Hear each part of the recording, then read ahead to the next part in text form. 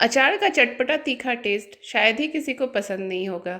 Simple से खाने को भी अचार बहुत टेस्टी बना देता है और साथ में डाइजेशन में भी हेल्प करता है। इस आम के अचार में आम को कट करने के बाद सुखाने की भी ज़रूरत नहीं है। यदि आप पहली बार भी आम का अचार बना रहे हैं तो आप इस रेसिपी को आराम से फॉलो करके बना सकते हैं। आम का अचार बिल्कुल सालों तक चलेगा, ख़राब नहीं होगा। आम का अचार बनाने के लिए मैंने तोतापुरी आम लिया है, जो कि खाने में थोड़ा कम खट्टा होता है। आप कोई भी कच्चा आम यूज़ कर सकते हैं जो अचार के लिए यूज़ होता है। सबसे पहले आम को 30 मिनट्स के लिए सोक करना है ताकि जो उसका हीट है वो निकल जाए। सोक करने के बाद आम को सूखे कपड़े से पोंछ सकते हैं या फिर उसे पंखे के नीचे ड्राई कर सकते हैं। आम को ड्राई करने के बाद उसका जो टिप है उसे कट कर देंगे। तोतापुरी आम में बहुत ज़्यादा गुठली नहीं होती है, इसलिए उसे कट करना काफ़ी इजी रहता है।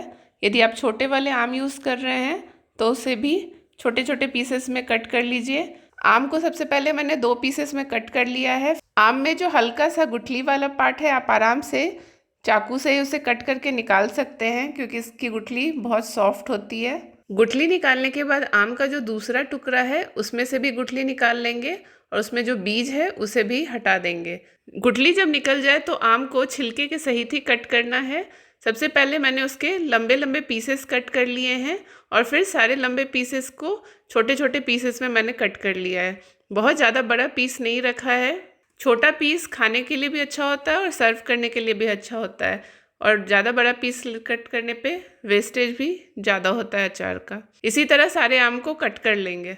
आम की गुठली को यदि आप डायरेक्टली नहीं निकाल पा रहे हैं तो फिर उससे पहले लंबा लंबा कट कर लीजिए और फिर एक एक पीस में से आप इजीली चाकू से उसकी गुठली को निकाल सकते हैं। मैंने थोड़ा छोटा ही आम के पीसेस रखे हैं, आप अपने टेस्ट के अकॉर्डिंग इसे बड़े बड़े पीसेस में भी कट कर सकते हैं।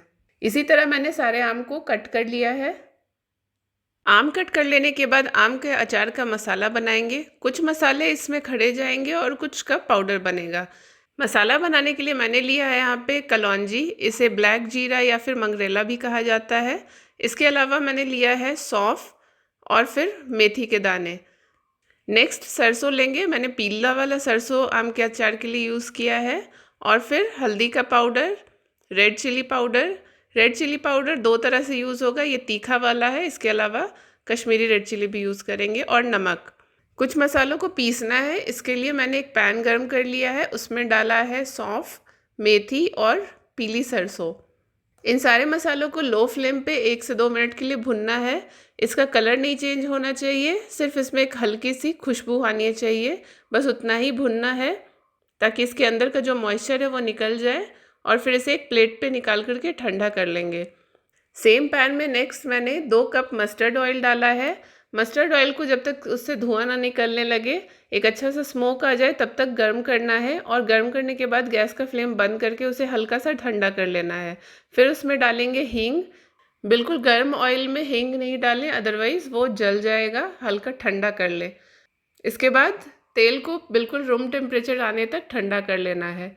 दूसरी तरफ जो मसाला है वो भी ठंडा हो चुका है। एक मिक्सी के जार में इन मसालों को डाल देंगे और फिर इसका एक दरदरा सा पाउडर बना लेंगे। अचार में सरसों, मेथी और सौंफ का फाइन पाउडर नहीं बनाएं, उसका जो पाउडर होना चाहिए वो कोर्स होना चाहिए, बिल्कुल इस तरह। अब एक बड़े परात में जो कटे हुए आम थे उसको मैंने निकाल लिया है।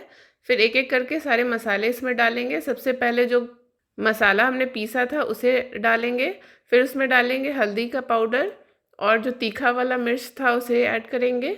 अचार में अच्छा सा कलर आ जाए उसके लिए मैं ऐड कर रही हूँ इसमें कश्मीरी रेड चिली पाउडर और नमक। अचार में खड़े मसाले में जाएगा काला जीरा और फिर लास्ट में डालेंगे मस्टर्ड ऑयल। अचार में डालने के पहले जो सरसों का तेल है बिल्कुल ठंडा हो जाना चाहिए, रूम टेम्परेचर का होना चाहिए, तभी इसमें ऐड करें। अब इन सारे मसालों को और तेल जो है इन सबको अच्छी तरह से मिक्स कर देना है। और मिक्स करने के बाद एक साफ़ ड्राई बॉटल में इसे भर दें। बॉटल में डालने के बाद आम के अचार को धूप में रखना है 5 से 7 दिन के लिए, और हर दिन इसे एक बार हिलाते रहें ताकि जो मसाला है वो आम में अच्छी तरह से मिक्स हो जाए। 1 से 2 दिन के बाद आप चाहें तो एक बार मसाला टेस्ट कर सकते हैं। यदि नमक और मिर्च आपके टेस्ट के अकॉर्डिंग नहीं है तो उस टाइम पे आप इसे ऐड कर सकते हैं। अचार सालों तक चले इसके लिए कभी भी गीले हाथ से अचार को नहीं छुएं, और जो अचार है वो हमेशा ऑयल में डूबा हुआ होना चाहिए। और साल में कम से कम एक बार आम के अचार को धूप में ज़रूर रखें, इससे आम का अचार ख़राब नहीं होगा। आम के अचार की ये पहली रेसिपी है जिसे मेरी फ्रेंड ने मुझे सिखाया था और मैंने बनाया था। बहुत ही इजी रेसिपी है। अब मार्केट से अचार क्यों खरीदना जब आप घर पे ही इजीली अचार बना सकते हैं। आम के अचार की ये रेसिपी यदि आपको अच्छी लगी हो तो please like, share and subscribe ज़रूर करें। Thank you for watching.